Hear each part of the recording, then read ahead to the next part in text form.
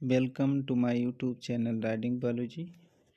आज का ये वीडियो क्लास 10th के विज्ञान विषय से है, जिसमें 100 बहुविकल्पीय प्रश्नों को जो कि बोर्ड परीक्षा की दृष्टि से बहुत ही महत्वपूर्ण है उसको रखा गया है। क्योंकि इस बार बोर्ड परीक्षा में 20 अंकों का बहुविकल्पीय प्रश्न आएगा, तो इस वीडियो में हम 100 महत्वपूर्ण प्रश्न को रखे हैं, 100 इम्पॉर्टेंट क्वेश्चंस को रखे हैं जो कि बहुत ही फायदेमंद होगा। तो यहाँ पे पहला क्वेश्चन हम लोग देखते हैं, पौधे के वायवीय भागों से जल की हानि या जल की निष्कर्षण की क्रिया कहलाती है। तो इसमें ऑप्शंस हैं परागण, निषेचन, विसरण, वाष्पोत्सर्जन। तो यहाँ जो पहला ऑप्शन है परागण। परागण क्रिया जो होती है वह पौधों में जनन से संबंधित है, जिसमें परागकण परागकोश से निकलकर वर्तिकाग्र पर पहुंचता है। दूसरा ऑप्शन है निषेचन। निषेचन जो होता है पौधों में या जंतुओं में नर व मादा युग्मक का संलयन होता है। तीसरा है विसरण, और विसरण का मतलब होता है पदार्थों का उच्च सांद्रता से निम्न सांद्रता की ओर जाना। और ये चौथा ऑप्शन जो है ये पौधों के द्वारा जल की हानि होती है। तो इसका जो सही ऑप्शन होगा वो होगा वाष्पोत्सर्जन। इसके बाद हम लोग देखते हैं दूसरा क्वेश्चन, वह प्रक्रम जिनके द्वारा शरीर में ऊर्जा का उत्पादन होता है कहलाता है। तो इसमें ऑप्शन है श्वसन, पोषण, उत्सर्जन, उत्तेजनशीलता। यहाँ पर पहला ऑप्शन जो है वो है श्वसन, और श्वसन का मतलब होता है कि ग्लूकोज जो होता है वो ऑक्सीडाइज होकर के कार्बन डाइऑक्साइड और जल तथा ऊर्जा का उत्पादन करता है, इसलिए यहाँ श्वसन क्रिया सही है। तीसरा क्वेश्चन है कौन सी क्रिया सभी जीवों के लिए अनिवार्य है? प्रकाश संश्लेषण, वाष्पोत्सर्जन, श्वसन और चलन। तो इसमें प्रकाश संश्लेषण पौधों में होता है, वाष्पोत्सर्जन जल की हानि होती है, और श्वसन जो होती है वो चाहे पौधे हों या जंतु हों सभी के लिए आवश्यक होती है। चलन जो होती है पौधों में होती नहीं है। अगला क्वेश्चन है मैग्नीशियम पाया जाता है। तो ऑप्शन ये जो है क्लोरोफिल, बी लाल रक्त कणिका, वाणी लवक, श्वेत रक्त कण में। तो यहाँ पर क्लोरोफिल जो होता है उसमें मैग्नीशियम होता है। लाल रक्त कणिका अगर देखा जाए तो इसमें हीमोग्लोबिन होता है, जिसके कारण इसका रंग लाल होता है। वड़ी लवक में अलग पिगमेंट होते हैं, जबकि श्वेत रक्त कणिका में कोई भी पिगमेंट नहीं पाया जाता है, इस कारण से श्वेत होता है, इसलिए ऑप्शन ये करेक्ट है। पांचवा क्वेश्चन है प्रकाश संश्लेषण द्वारा किसकी प्राप्ति होती है? तो यहाँ पे वसा है, प्रोटीन है, ग्लूकोज और प्रकाश, ये चार ऑप्शन दिए गए हैं, जिनमें से आपको बताना है कि प्रकाश संश्लेषण के द्वारा क्या मिलता है। तो प्रकाश संश्लेषण क्रिया में ग्लूकोज और ऑक्सीजन बनता है, तो इसलिए यहाँ पर जो सी ऑप्शन है वो करेक्ट ऑप्शन है। सबसे पहले प्रकाश संश्लेषण में ग्लूकोज बनता है, फिर वो स्टार्च या अन्य चीज़ों में बदलता है। अगला क्वेश्चन है कोशिका झिल्ली किस प्रकार की झिल्ली है? ऑप्शन है पारगम, अपारगम, अर्धपारगम और इनमें से कोई नहीं। पारगम का मतलब होता है जिनमें से सभी पदार्थ, ऐसी झिल्ली जिनमें से सभी पदार्थ पास हो जाएं। अपारगम मतलब कुछ भी ना पास हो, और अर्धपारगम का मतलब कुछ पास हो और कुछ ना पास हो। तो कोशिका जो कला होती है या कोशिका झिल्ली वो इसी नेचर की होती है, इनमें से कुछ पदार्थ पास भी होते हैं, गुजरते भी हैं, और कुछ नहीं गुजरते हैं।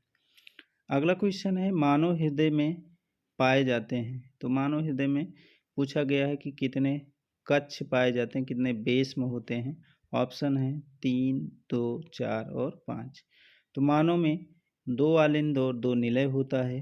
तो कुल मिलाकर के मानव के हृदय में 4 बेस में या 4 कक्ष पाए जाते हैं, इसलिए इसका जो सी ऑप्शन है वो करेक्ट ऑप्शन है। अगला क्वेश्चन, जीवन की उपापचयी क्रियाओं के संचालन के लिए निम्न में कौन सा आवश्यक है? निरंतर ऊर्जा की आपूर्ति, शरीर की वृद्धि, टूटे फूटे ऊतकों की मरम्मत, इनमें से कोई नहीं। तो अगर देखा जाए तो निरंतर ऊर्जा की आपूर्ति भी ज़रूरत है, शरीर की वृद्धि भी आवश्यक होती है और टूटे फूटे ऊतकों की मरम्मत की भी आवश्यकता होती है। तो इसलिए जो लास्ट ऑप्शन है, ऑप्शन डी, इनमें से सभी, ये सभी आवश्यक होते हैं। अगला क्वेश्चन है, मानव में डायलिसिस थैली है।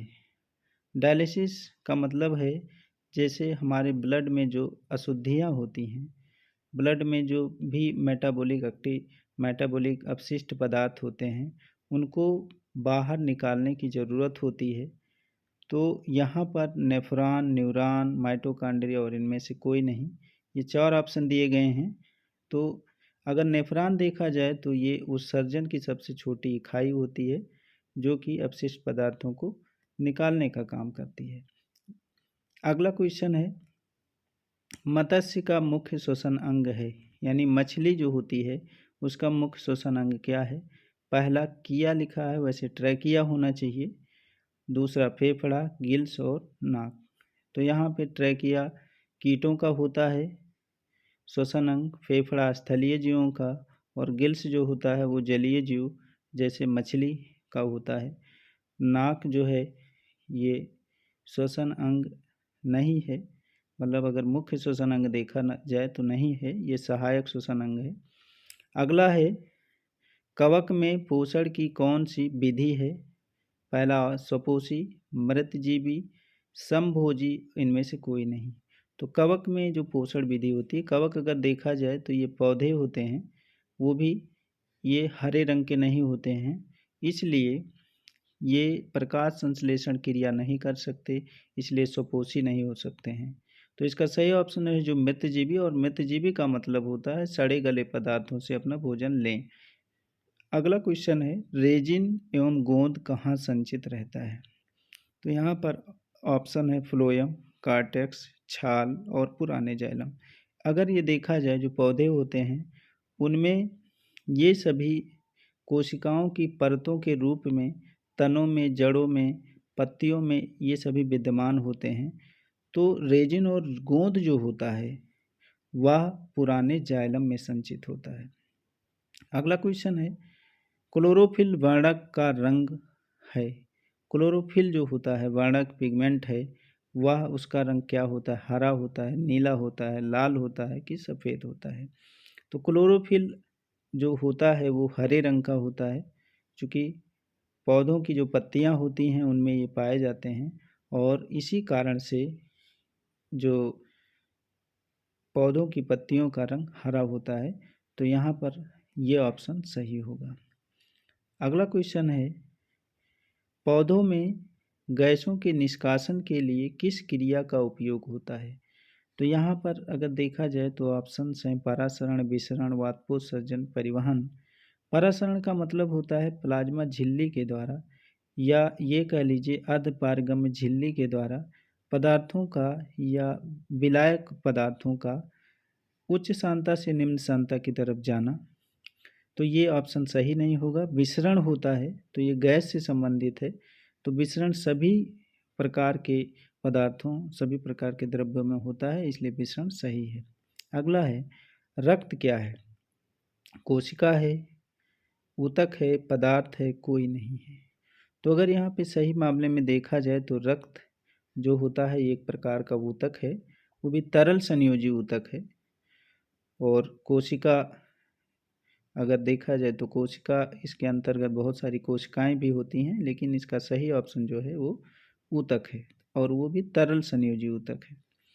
अगला क्वेश्चन है, निम्नलिखित में से कौन उत्सर्जी अंग है? पहला है वृक्क, दूसरा अग्न्यास है, तीसरा आँख और इनमें से कोई नहीं। तो यहाँ पे अगर देखा जाए जो वृक्क है वह स्थलीय जीवों का या ये कह लीजिए मनुष्य सहित बहुत सारे जीवों का उत्सर्जी अंग होता है। उत्सर्जी अंग उन अंगों को कहते हैं जो हमारे शरीर के अपशिष्ट पदार्थों को बाहर निकालने का काम करें। अग्न्याशय जो होती है एक मिश्रित ग्रंथि होती है जो कि कुछ जूस बनाती है और हार्मोन का निर्माण करती है। अगला क्वेश्चन है, एथिल अल्कोहल किस प्रकार के श्वसन में बनता है? तो यहाँ पे वायवीय श्वसन, अवायवीय श्वसन, ए और बी दोनों, और इनमें से कोई नहीं। तो वायवीय श्वसन का अगर उत्पाद देखा जाए तो कार्बन डाइऑक्साइड और जल होता है, और अवायवीय श्वसन जो होता है उसमें या तो लैक्टिक अम्ल बनता है और या फिर एथिल अल्कोहल और कार्बन डाइऑक्साइड बनता है, इसलिए इसका बी ऑप्शन करेक्ट होगा। तो अब वायवीय श्वसन में ही एथिल अल्कोहल बनता है। अगला क्वेश्चन है, मनुष्य के सांस लेने और छोड़ने की क्रिया को क्या कहते हैं? पहला ऑप्शन है श्वासोच्छ्वास, दूसरा श्वसन, तीसरा निःश्वसन और चौथा है उत्सर्जन। तो श्वासोच्छ्वास यहाँ देखा जाए तो वातावरण से वायु को वायु मार्गों से होते हुए फेफड़ों तक जाना, फेफड़ों में भरना और फेफड़ों से फिर अशुद्ध वायु का बाहर निकलना, वो प्रक्रिया कहलाती है श्वासोच्छ्वास, इसलिए ये पहला ऑप्शन करेक्ट होगा। फिर अगला क्वेश्चन है, रक्त में आयरन की कमी से होने वाला एक रोग है, यानी रक्त में अगर आयरन की कमी हो जाए तो कौन सा रोग होगा? टीबी, मधुमेह, एनीमिया, उच्च रक्तचाप। तो टीबी जो होता है वो तो एक प्रकार के जीवाणु जिसको माइकोबैक्टीरियम ट्यूबरकुलोसिस बोलते हैं। मधुमेह जो होता है इंसुलिन की कमी से होता है, और एनीमिया जो होता है वही सही ऑप्शन है जो आयरन की कमी से होता है। उच्च रक्तचाप एक प्रकार का डिसऑर्डर है, एक प्रकार का विकार है। अगला है, कूटपाद किसमें पाया जाता है? पैरामीशियम, यूग्लिना, अमीबा और इनमें से कोई नहीं। वैसे कूटपाद जो होता है ये गमनांग है जो एक कोशिकीय जीवों को, या ये कह लीजिए चलन के लिए इम्पॉर्टेंट होता है। तो पैरामीशियम में सीलिया होता है जिसके द्वारा ये एक स्थान से दूसरे स्थान पे जाते हैं, यूग्लिना में फ्लैजेला और अमीबा में कूटपाद होता है। वास्तव में ये प्लाज्मा झिल्ली का ही से ही बनता है। अगला क्वेश्चन है, पादप में जाइलम उत्तरदायी है जल का वहन, भोजन का वहन, अमीनो अम्ल का वहन और ऑक्सीजन का वहन। तो पादप में जो जाइलम को ले जाने वाला ऊतक होता है, जाइलम जो होता है वह जल का वहन करता है, मतलब जल को ले जाने वाला ऊतक जो होता है वो जाइलम होता है। भोजन को ले जाने वाला फ्लोएम होता है। अमीनो अम्ल, ऑक्सीजन, ये तो इसमें। अगला है, प्रकृति में ऑक्सीजन का संतुलन कैसे बना रहता है? पहला है संयोजन क्रिया, प्रकाश संश्लेषण, अपघटन, इनमें से कोई नहीं। तो प्रकृति में ऑक्सीजन अगर देखा जाए तो 21% होता है हमारे वायुमंडल में, और यह प्रकाश संश्लेषण क्रिया के दौरान ये बनता रहता है। मतलब प्रकाश संश्लेषण जब क्रिया होती है तो उप उत्पाद के रूप में ऑक्सीजन बनता रहता है और इस तरह से संतुलन बना रहता है। अगला क्वेश्चन है, मानव हृदय का औसत प्राकुंचन दाब लगभग होता कितना है? 120 mmHg, 150 mmHg, 90 mmHg या इनमें से कोई नहीं। तो मानव हृदय का जो रुधिर दाब होता है जो 120 और 80 होता है। जो 120 है वो प्रकुंचन दाब को प्रदर्शित करता है, जो 80 होता है वो अनुशीतलन दाब को प्रदर्शित करता है। तो यहाँ प्रकुंचन दाब पूछा गया है तो उसका 120 mmHg होगा। अगला क्वेश्चन है, स्टोमेटा पौधे के किस अंग में पाया जाता है? पहला तने में, पत्तियों में, जड़ में, इनमें से कोई नहीं। तो रंध्र जो होते हैं या स्टोमेटा जो होते हैं वह तने में नहीं पाया जाता है, पत्तियों में पाया जाता है और जड़ में भी नहीं पाया जाता है। इसके माध्यम से पौधे गैसों का आदान प्रदान करते हैं और इसके अलावा वाष्पोत्सर्जन क्रिया करते हैं। तो ये पाए कहाँ जाते हैं? पत्तियों में। अगला क्वेश्चन है, ग्रहणी भाग है, पहला है मुख्य गुहा का, दूसरा आमाशय का, तीसरा छोटी आंत का और चौथा है बड़ी आंत का। तो यहाँ पे देखिए मुख्य गुहा में कोई इस तरह का भाग नहीं होता है। आमाशय में अगर भाग देखा जाए तो उसके कार्डियक होते हैं, फंडिक होते हैं, पाइलोरिक भाग होते हैं, तो वो भी ग्रहणी इसका भाग नहीं है। छोटी आंत जो होती है इसके 3 भाग होते हैं, जिसमें पहला भाग ग्रहणी होता है, दूसरा जेजुनम होता है और तीसरा इलियम होता है। अगला क्वेश्चन, अमीबा का मुख्य भोजन है? शैवाल के टुकड़े, डायटम्स और एक कोशिकीय जीव, और तीसरा है बैक्टीरिया और इनमें से सभी। तो शैवाल एक कोशिकीय जीव होता है और उसका भोजन भी एक कोशिकीय होता है।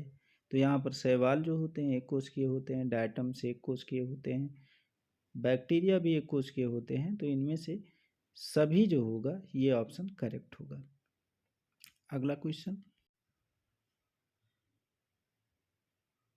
निम्नलिखित में किस छिद्र द्वारा ग्रसनी ग्रास नली से जुड़ी होती है?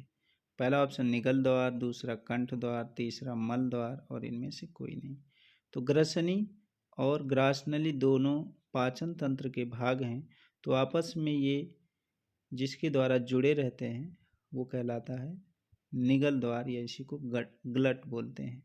कंठ द्वार जो होता है वो श्वसनी और ग्रसनी के जुड़ने को स्थान को प्रदर्शित करता है, और मल द्वार जो होता है वह भी पाचन तंत्र का अंतिम भाग होता है। अगला है, कोशिका के किस भाग में सजीवों के सारे गुण विद्यमान रहते हैं? पहला कोशिका झिल्ली, कोशिका भित्ति, जीव द्रव्य और इनमें से कोई नहीं। तो सजीव के जो सभी गुण विद्यमान होते हैं वो होता है जीव द्रव्य।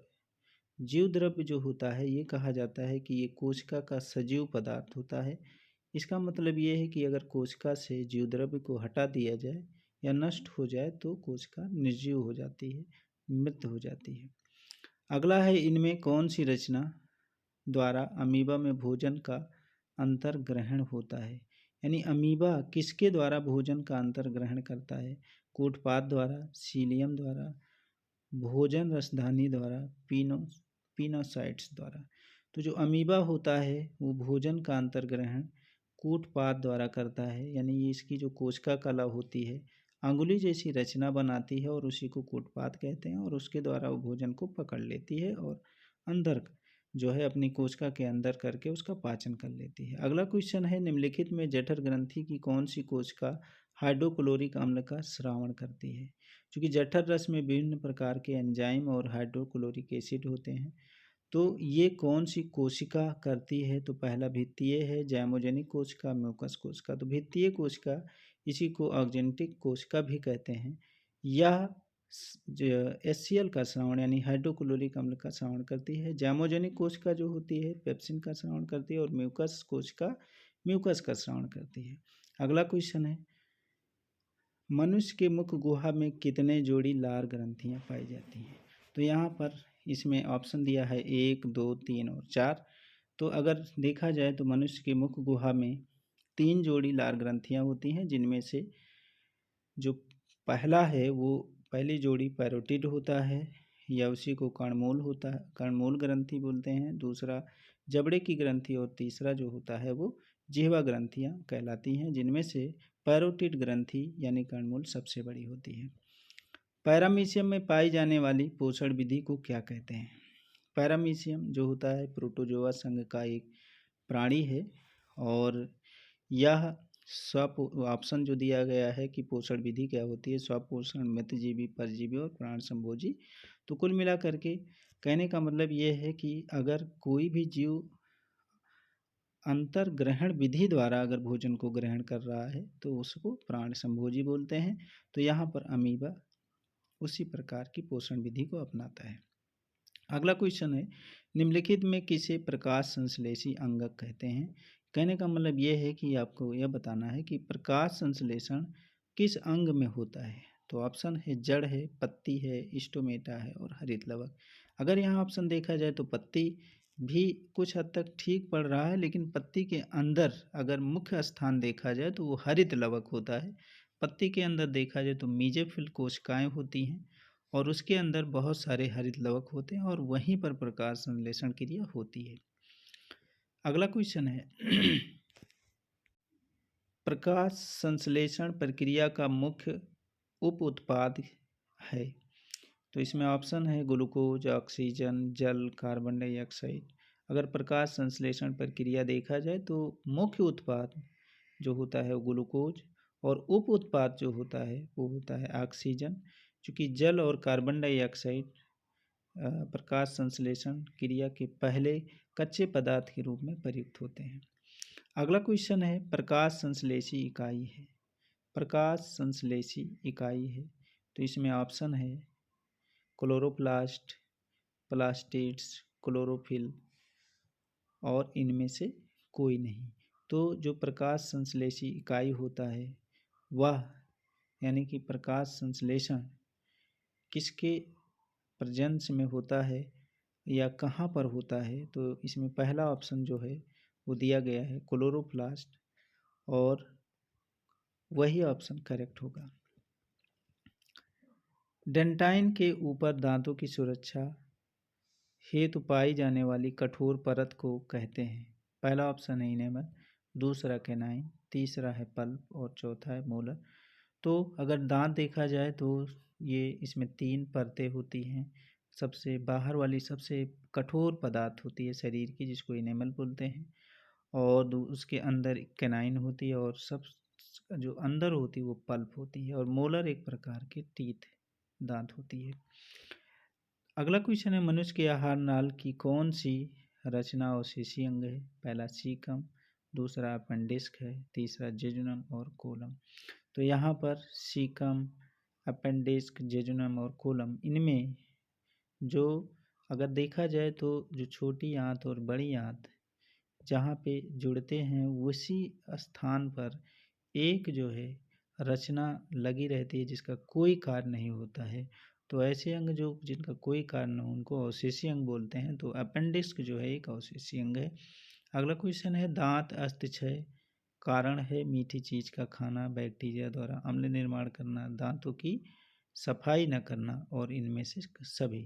यानी कि दांत के जो सड़ने के कारण हैं उसके क्षय होने के जो कारण हैं वो मुख्य कारण क्या है, तो ये तीनों ऑप्शन जो हैं मीठी चीज़ का खाना, अम्ल का निर्माण होना और दांतों की सफाई न करना, ये तीनों ऑप्शन यानी ऑप्शन डी जो है इसका सही है।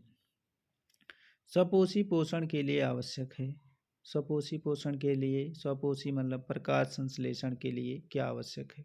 क्लोरोफिल ये जरूरी है, कार्बन डाइऑक्साइड और जल इसकी भी आवश्यकता होती है, इसके ये कच्चे पदार्थ होते हैं प्रकाश संश्लेषण के लिए। और अगला है सूर्य का प्रकाश। तो वास्तव में ये तीनों ऑप्शन यहाँ पर सही हैं। इन तीनों क्या कह लीजिए चारों के बिना प्रकाश संश्लेषण हो ही नहीं सकता है। तो ये उपरोक्त सभी इसका सही होगा। अगला क्वेश्चन है पायरुवेट के विखंडन से यह कार्बन डाइऑक्साइड जल तथा ऊर्जा देता है, यह क्रिया होती है। पायरुवेट जो होता है, पायरुविक अम्ल जो होता है उसके विखंडन से जल ऊर्जा ये मिलता है। तो कहाँ होती है, तो ये क्रिया माइटोकॉन्ड्रिया में होती है। मतलब अगर देखा जाए तो श्वसन क्रिया में ग्लूकोज पहले पायरुविक अम्ल में बदलता है और फिर पायरुविक अम्ल या पायरुवेट प्रवेश कर जाता है माइटोकॉन्ड्रिया में और माइटोकॉन्ड्रिया में प्रवेश करने के बाद ये जल और ऊर्जा और इन सबको प्रदान करता है। अगला क्वेश्चन है जठर ग्रंथियाँ कहाँ पाई जाती हैं। तो जठर ग्रंथियाँ आँख में, अग्न्याशय में, यकृत में, आमाशय में। तो जठर ग्रंथि जो होती है वो आमाशय में पाई जाती है। आमाशय की जो दीवार होती है उसमें जठर ग्रंथियाँ पाई जाती हैं और इन ग्रंथियों से जठर रस स्रावित होता है। अगला क्वेश्चन है खुला परिसंचरण तंत्र किसमें पाया जाता है। तो यहाँ पर ऑप्शन है मनुष्य में, काकरोच में, घोड़ा में, ऊँट में। तो अगर यहाँ बात किया जाए जो खुला परिसंचरण तंत्र होता है इसमें रुधिर वाहिनियाँ बहुत ही अल्प विकसित होती हैं और इसमें हृदय जो होता है रुधिर वाहिनी के माध्यम से साइनसेज या कैविटीज में रुधिर को पंप करता है, जबकि बंद परिसंचरण तंत्र में रुधिर हृदय और रुधिर वाहिनियों में ही सर्कुलेट होता रहता है। तो यहाँ पर अगर ऑप्शन देखा जाए तो वो आर्थ्रोपोडा और मॉलस्क में ऐसा होता है, इसलिए काकरोच ऑप्शन करेक्ट है। अगला क्वेश्चन है पौधों में पाया जाने वाला गाढ़ा एवं दुधिया उत्सर्जित तरल पदार्थ को क्या कहते हैं। तो ऑप्शन है लैटेक्स, रेजिन, गोंद और टैनिन।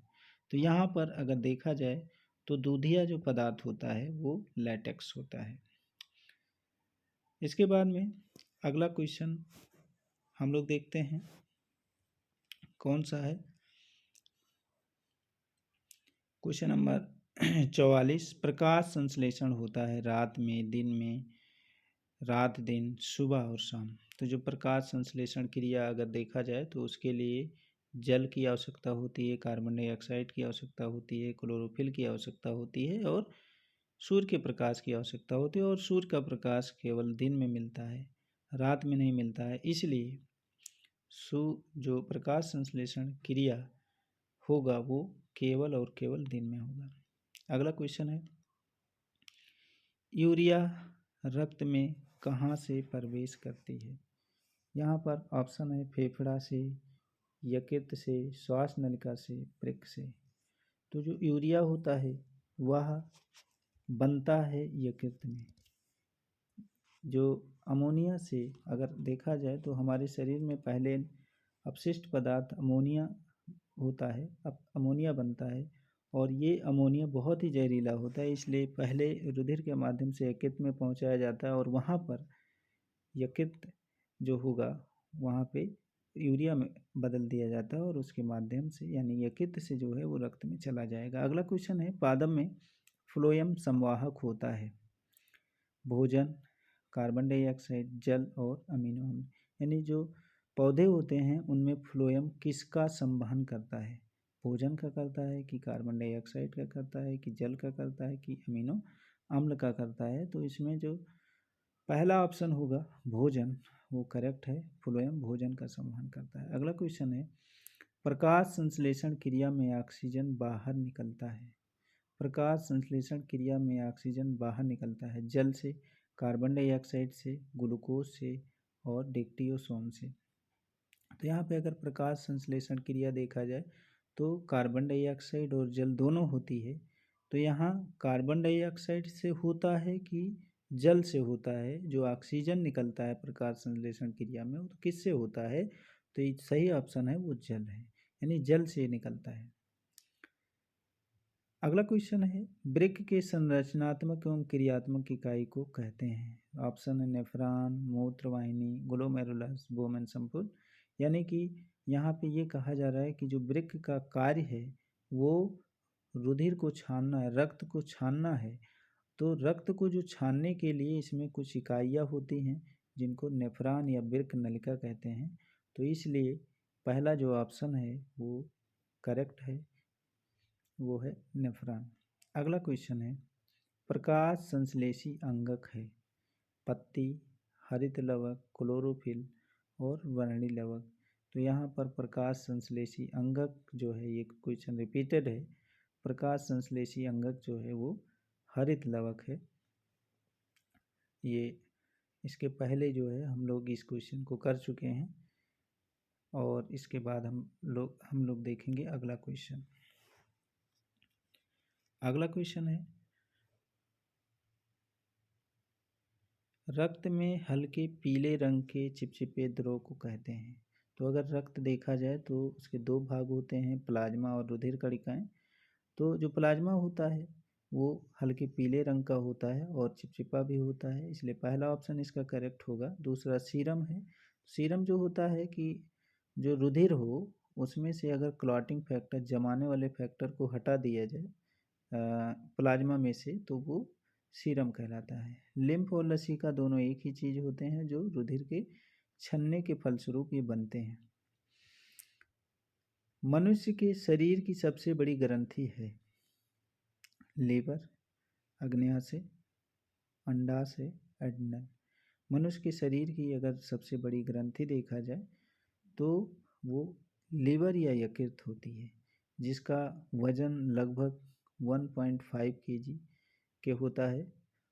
और अग्न्याशय जो होती है मिश्रित ग्रंथि होती है, कंपाउंड ग्रंथि होती है। अंडाशय जो है वो फीमेल सेक्स ऑर्गन होता है।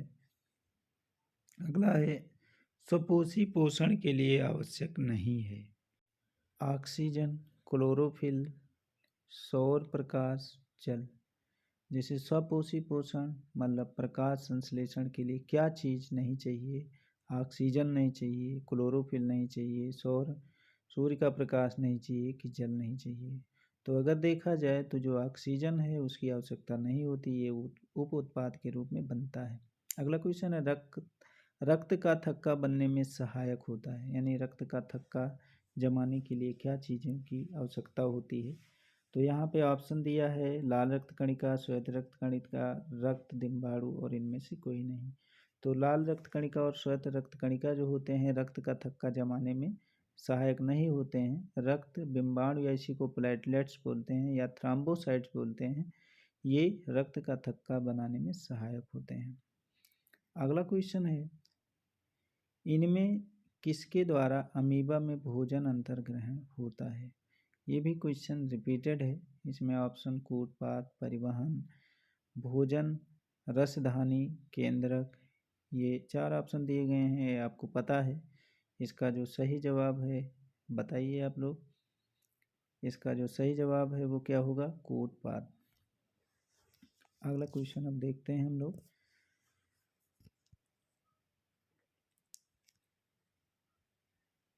अगला क्वेश्चन है, पाचन क्रिया पूर्ण होती है अग्न्याशय में, बड़ी आंत में, छोटी आंत में, ग्रास नली में। तो पाचन क्रिया देखिए अग्न्याशय में होती नहीं है, ये तो जो है पाचन में सहायक ग्रंथि है। बड़ी आंत में भोजन का पाचन होता नहीं है, छोटी आंत में भोजन का पाचन होता है और ग्रास नली में भी नहीं होता है। तो कुल मिलाकर मुख गुहा में शुरू होता है भोजन का पाचन, आमाशय में होता है और फाइनली छोटी आंत में पूर्ण पाचन हो जाता है। अगला क्वेश्चन है, छोटी आंत की दीवार में पाई जाने वाली ग्रंथियों के स्राव को क्या कहते हैं। छोटी आंत की दीवार में कुछ ग्रंथियां पाई जाती हैं जो आंत रस का स्राव करती हैं, इंटेस्टाइनल जूस का स्राव करती हैं। तो यहाँ पे स्राव को क्या कहते हैं, यानी कि आंत रस, सक्कस इंटेरिकस, जठर रस, ये और बी दोनों। तो यहाँ पे अगर देखा जाए तो आंतरिक रस को सक्कस इंटेरिकस भी कहते हैं, इसलिए इसका डी ऑप्शन सही होगा, ये और बी दोनों। एक वयस्क मनुष्य के कितने दांत होते हैं।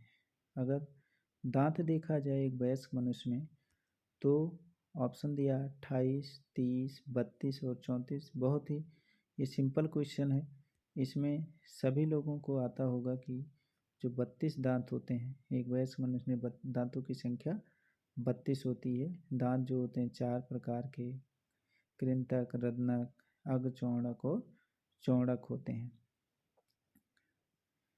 अगला क्वेश्चन है, स्वाद कलिका पाई जाती है अग्न्याशय की ऊपरी सतह पर, जीभ के ऊपरी सतह पर, अग्र चौड़क पर, गर्सनी की भीतरी दीवार पर।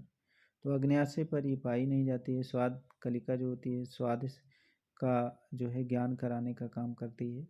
तो ये इसका जो बी ऑप्शन सही होगा, क्योंकि जो स्वाद कलिकाएं होती हैं वो जीभ के ऊपरी सतह पर पाई जाती हैं। अगला क्वेश्चन है, मछलियों के हृदय में कोष्ठों की संख्या होती है 2, 3, 4, केवल 1। तो जो मछली होती है,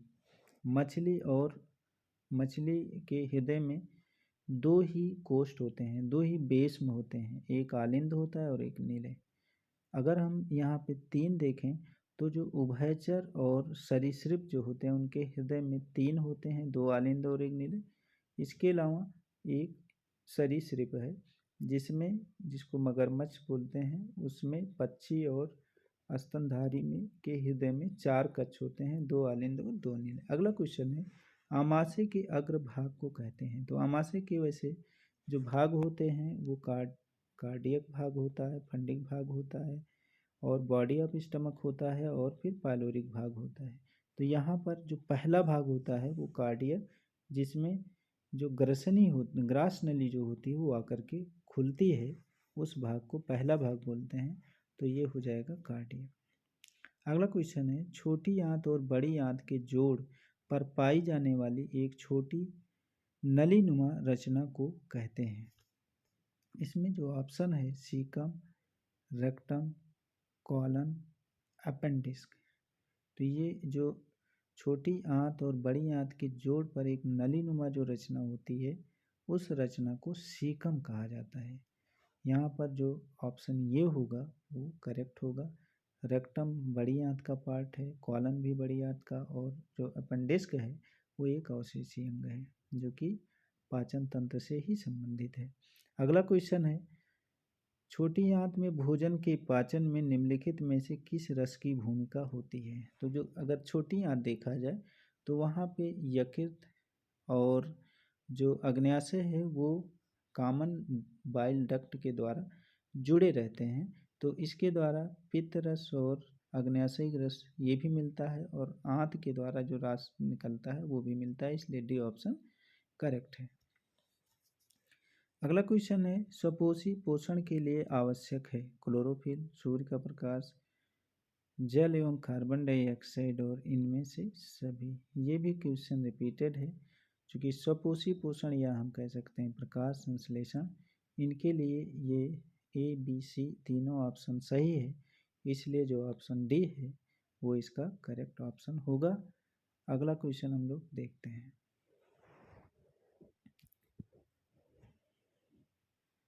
अगला क्वेश्चन है, दूध के दांतों की संख्या होती है।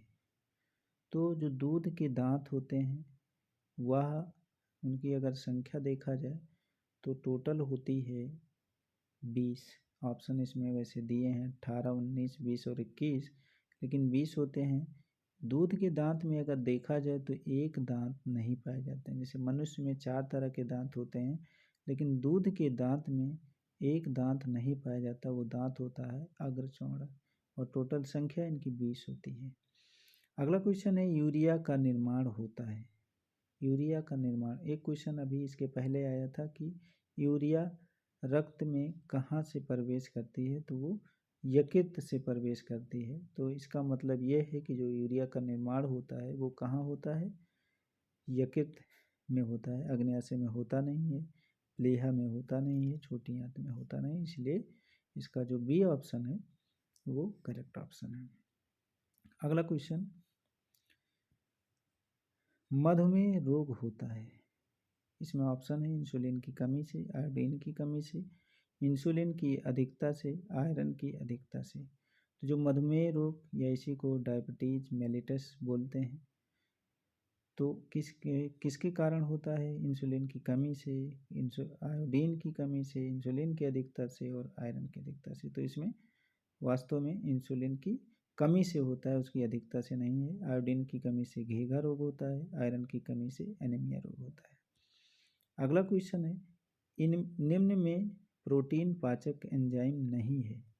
मतलब यहाँ पे क्वेश्चन जो दिया गया है कि वो कौन सा एंजाइम है जो प्रोटीन का पाचन नहीं कर सकता है। ऑप्शन है पेप्सिन, दूसरा ट्रिप्सिन, लाइपेज और रेनिन।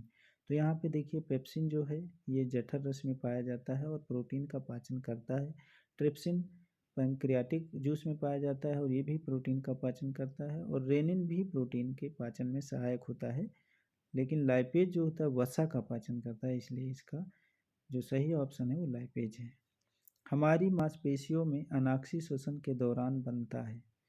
मांसपेशियों में अनाक्षी श्वसन के दौरान क्या बनता है? कार्बन डाइऑक्साइड और जल, लैक्टिक अम्ल, इथाइल अल्कोहल या ये सभी।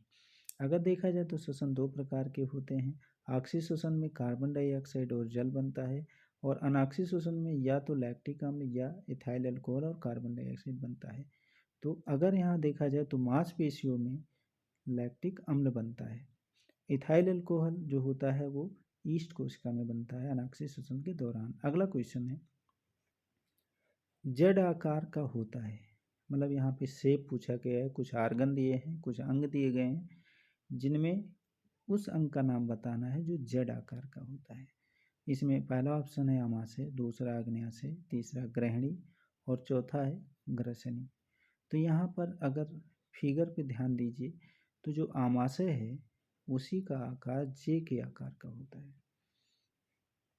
अगला क्वेश्चन है, सी आकार का होता है। ये भी क्वेश्चन अंगों के आकृति से संबंधित है, ऐसे क्वेश्चन आपके एग्जाम में पूछे जा सकते हैं, तो फिगर पर भी आपको ध्यान देना है।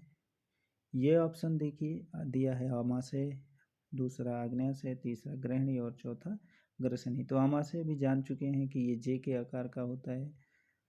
अग्न्याशय अगर देखो तो लगभग पत्ती की तरह दिखता है। और अगला ऑप्शन जो है वो ग्रहणी है। ग्रहणी अगर देखा जाए तो वो सी के आकार का ही होता है। अगला क्वेश्चन है, पित्त रस बनता है।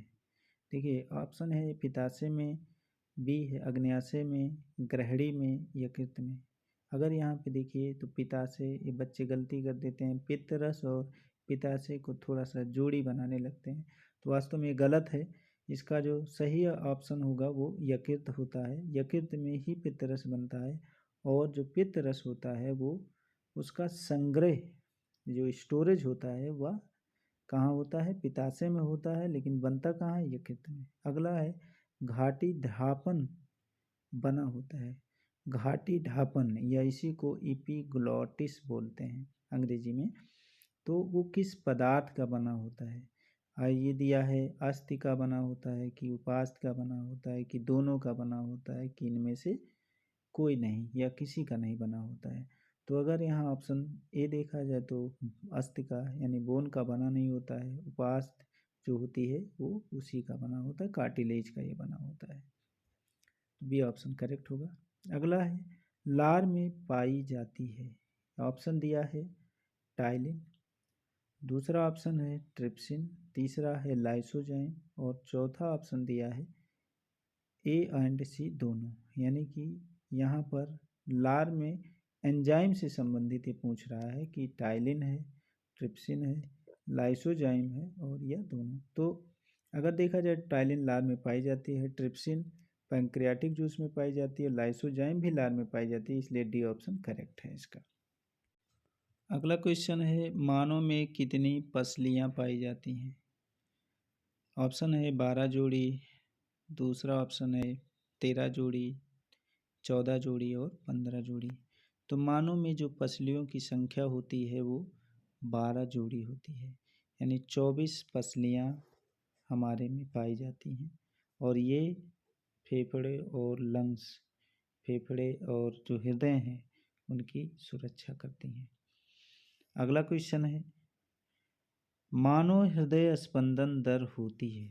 मानव के हृदय के धड़कने की यानी स्पंदन की जो दर होती है वो कितनी होती है? 72 बार प्रति घंटा, यानी 1 घंटे में 72 बार, या 72 बार प्रति मिनट, या 1 मिनट में 72 बार, या 1 सेकंड में 72 बार, या इनमें से कोई नहीं। यानी हृदय जो स्पंदन दर है वो कितना होता है? तो इसका जो सही ऑप्शन होगा यानी कि प्रति मिनट 72 बार जो है हृदय स्पंदन होती है। अगला क्वेश्चन है मानव हृदय की ध्वनि होती है। मानव हृदय की जो ध्वनि होती है वो किस, उसकी आवाज़ कैसी निकलती है, ध्वनि कैसी होती है? तो ऑप्शन दिया है धक धक, बी ऑप्शन है थर थर, सी ऑप्शन है लब डब और डी ऑप्शन है इनमें से कोई नहीं। तो यहाँ पर जो सही ऑप्शन है ये लब और डब होता है। लब जो साउंड होती है ये बाइकस्पिड और ट्राइकस्पिड के बंद होने पर होता है, और डब जो होता है वो सेमिलूनर वाल के बंद होने पर बनता है। अगला क्वेश्चन है मूत्र निर्माण की क्रियाविधि का चरण नहीं है। वैसे जो मूत्र निर्माण होता है वो 3 चरणों में पूर्ण होता है। तो उसमें अगर देखा जाए 3 चरण में बता दे रहा हूँ, परानिषंदन होता है, चयनात्मक पुनर्अवशोषण होता है और श्रावण होता है। तो अगर देखा जाए 3 चरण में पूर्ण होती है तो इसका मतलब कि इसका जो चौथा ऑप्शन है वही मूत्र निर्माण की क्रियाविधि का चरण नहीं है। इसके बाद अगला क्वेश्चन हम लोग देखते हैं मानव हृदय का कौन सा कक्ष शुद्ध रक्त प्राप्त करता है? तो मानव हृदय में टोटल 4 कक्ष होते हैं, जिनमें से बायां आलिंद, दायां आलिंद और दायां निलय, बायां निलय, ये 4 कक्ष होते हैं, जिनमें सबसे बड़ा कक्ष बायां आलिंद होता है। शुद्ध रुधिर जिसमें आता है वो होता है बायां आलिंद। और ये बायां आलिंद जो शुद्ध रुधिर प्राप्त करता है वो फेफड़े से और एक प्रकार की रुधिर वाहिनी से, जिसको पल्मोनरी बीन कहते हैं। पल्मोनरी बीन अकेली रुधिर है, बीन है, सिरा है जो शुद्ध रुधिर लाती है। अगला क्वेश्चन है मानव हृदय का कौन सा कक्ष अशुद्ध रुधिर प्राप्त करता है? तो जो अशुद्ध रुधिर की बात करें तो वो जो प्राप्त करेगा वो प्राप्त करता है दायां आलिंद। दायां आलिंद अशुद्ध रुधिर कहाँ से आएगा? वो आएगा शरीर के विभिन्न ऊतकों से, शरीर के विभिन्न अंगों से। और कौन लेकर आएगा? वह इसका ऑप्शन जो है गलत लगा हुआ था।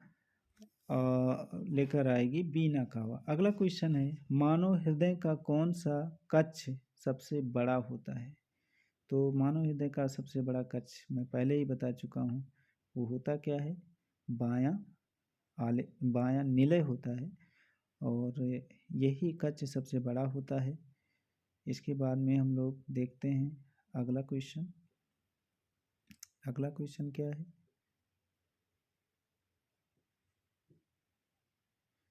सर्वदाता रुधिर वर्ग है। सर्वदाता जो रुधिर वर्ग है वो कौन सा है? सर्वदाता रुधिर वर्ग जो है, ए है कि बी है कि ए बी है कि वो है? सर्वदाता रुधिर वर्ग उसे बोलते हैं जो ऐसा रुधिर वर्ग जो सभी रुधिर वर्ग के व्यक्तियों को दिया जा सके, रुधिर दिया जा सके, तो उसे सर्वदाता रुधिर वर्ग बोलते हैं। तो यहाँ पे जो वो है वो सर्वदाता रुधिर वर्ग है। अगला क्वेश्चन है, सर्वदाता रुधिर वर्ग है। ये भी क्वेश्चन रिपीटेड है और इसलिए इसका भी आंसर वही होगा, रुधिर वर्ग वो। अगला क्वेश्चन हम लोग देखते हैं।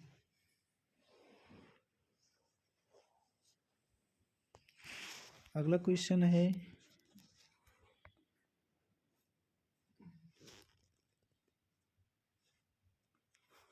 आजा। अगला क्वेश्चन है,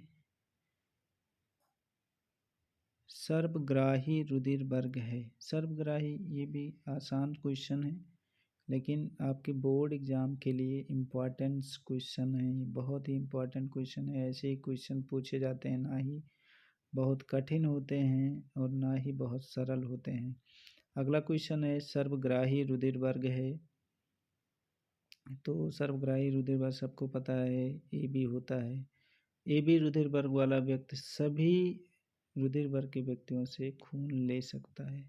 अगला क्वेश्चन है, दूध में कौन सी प्रोटीन पाई जाती है? दूध में पाई जाने वाली प्रोटीन, तो यहाँ ऑप्शन दिया है पेप्सिन, रेनिन, प्रोपेप्सिन, केसिन। तो अगर देखा जाए तो पेप्सिन ये एंजाइम है, दूसरा है रेनिन है, प्रोपेप्सिन ये इनएक्टिव एंजाइम है, और केसिन जो होती है वही दूध में पाई जाती है। रेनिन जो होती है दूध की प्रोटीन को पचाने वाली एंजाइम होती है। अगला है, मूत्र का पीएच होता है। मूत्र का जो पीएच होता है वो क्या होता है? ऑप्शन है 6.0, 7.0, 5.0, 8.0। तो मूत्र का पीएच क्या होता है? इसका जो मूत्र का पीएच जो होता है, मूत्र जो होता है अम्लीय प्रकृति का होता है, और ये जो पीएच है 6.0 होता है। अगला क्वेश्चन है, रुधिर दाब मापते हैं। ऑप्शन है स्पिग्मोमैनोमीटर, दूसरा स्टेथोस्कोप, तीसरा बैरोमीटर और थर्मामीटर। तो यहाँ पे स्पिग्मोमैनोमीटर जो होता है इसके द्वारा रुधिर दाब मापा जाता है, एक यंत्र है। स्टेथोस्कोप जो होता है ये भी एक यंत्र है जिसके द्वारा हृदय की ध्वनि को सुना जाता है।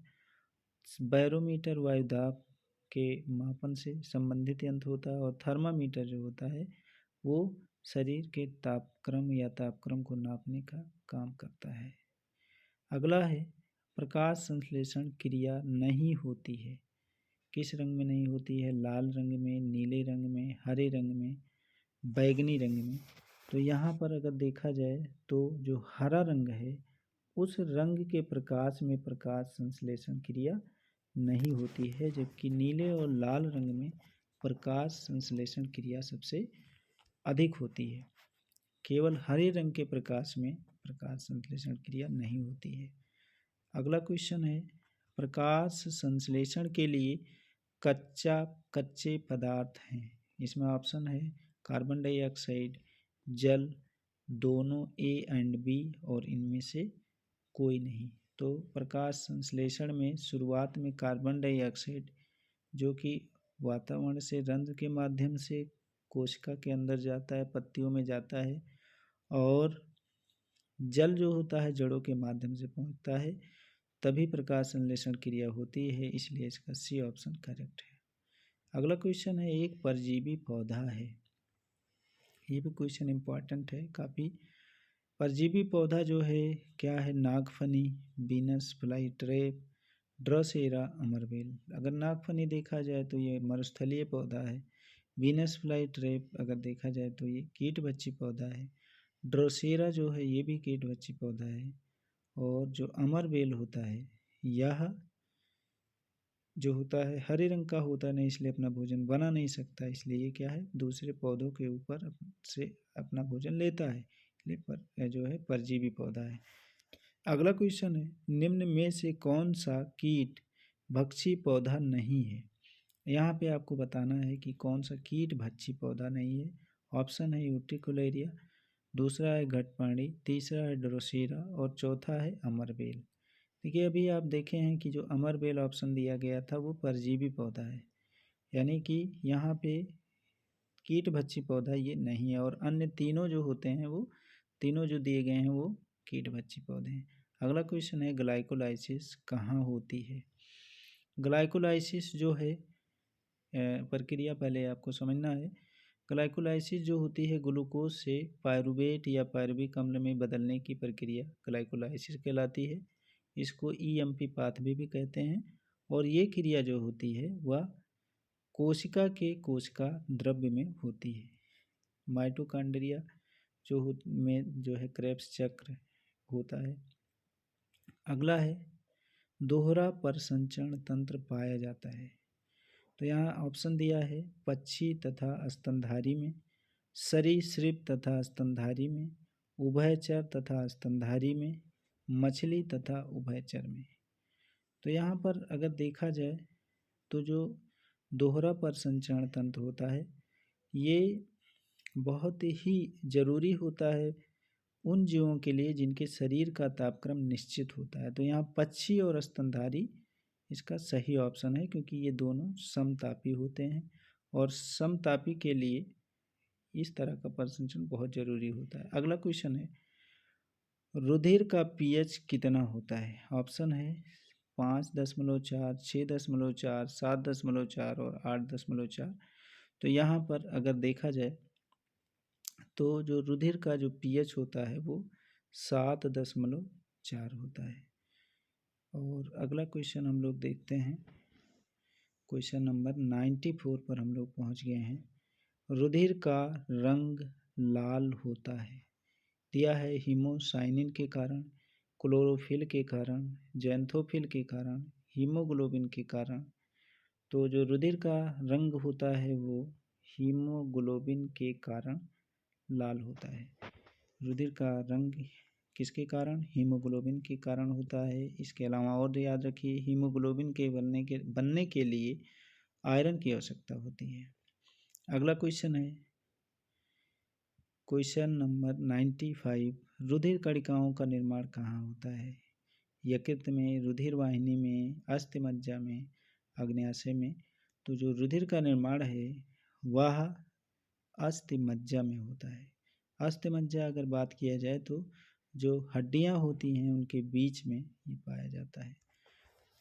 तो उसी में सभी प्रकार के रुधिर कणिकाओं का निर्माण होता है, यानी आरबीसी, डब्ल्यूबीसी और प्लेटलेट, सभी प्रकार के रुधिर कणिकाओं का निर्माण अस्थिमज्जा में होता है। अगला क्वेश्चन 96, एक स्वस्थ मनुष्य का रुधिर दाब होता है 80, 120 mmHg, 80 mmHg, 120 mmHg और 120 और 80 mmHg। तो कहने का मतलब ये है कि देखिए जो रुधिर दाब होता है शुरुआत में प्रकुंचन रुधिर दाब दिखाता है, बाद में अनुशीतलन, इसी सीक्वेंस में होना चाहिए। तो वास्तव में प्रकुंचन 120 होता है स्वस्थ मनुष्य का, और 80 जो होता है अनुशीतलन रुधिर दाब होता है, इसलिए डी ऑप्शन करेक्ट है। अगला है, आरबीसी का जीवन काल होता है। तो जो आरबीसी का जीवन काल होता है 100 दिन, 120 दिन, 120 घंटे, 140 दिन, 120 दिन। तो 100 दिन होता नहीं है, 120 घंटे भी नहीं होता है, 140 दिन भी नहीं होता है, और जो सही ऑप्शन है वो है क्या, 120 दिन होता है। जो आरबीसी का औसत जीवन काल 120 दिन होता है। अगला क्वेश्चन है, शरीर का सैनिक कहते हैं लाल रुधिर कणिका को, श्वेत रुधिर कणिका को, प्लेटलेट्स को और सभी को। शरीर का सैनिक मतलब जो शरीर की सुरक्षा का काम करे, शरीर की सुरक्षा करने की जो काम आता है उसे शरीर का सैनिक कहेंगे। तो यहाँ पर शरीर की सुरक्षा से संबंधित जो कणिका है वो कौन सी होती है, श्वेत रुधिर कणिका या डब्ल्यूबीसी, यानी डब्ल्यूबीसी को शरीर का सैनिक कहते हैं। अगला क्वेश्चन है, हमारी मांसपेशियों में अनाक्षी श्वसन के दौरान बनता है कार्बन डाइऑक्साइड तथा जल। दूसरा ऑप्शन है लैक्टिक अम्ल, एथाइल अल्कोहल तथा कार्बन डाइऑक्साइड, और इनमें से कोई नहीं। इस तरह के क्वेश्चंस आगे मिल चुके हैं। तो जो मांसपेशी है वो अनाक्षी श्वसन करने लगती है तब उसमें लैक्टिक अम्ल बनता है। तो ये क्वेश्चन का आंसर जो होगा लैक्टिक अम्ल। और लास्ट क्वेश्चन जो है, अनाक्षी श्वसन का अंतिम उत्पाद क्या होता है, तो इसका जो आक्षी श्वसन का अंतिम उत्पाद क्या होता है, कार्बन डाइऑक्साइड और जल। तो इस तरह से ये 100 क्वेश्चन कंप्लीट हुए। अगर ये वीडियो आपको पसंद आया है, आपको अच्छा लगा हो, तो कमेंट करिए, लाइक करिए, शेयर करिए और अपने मित्रों को भी शेयर कर दीजिए, जिससे हमारा भी हौसला थोड़ा अच्छा लगे।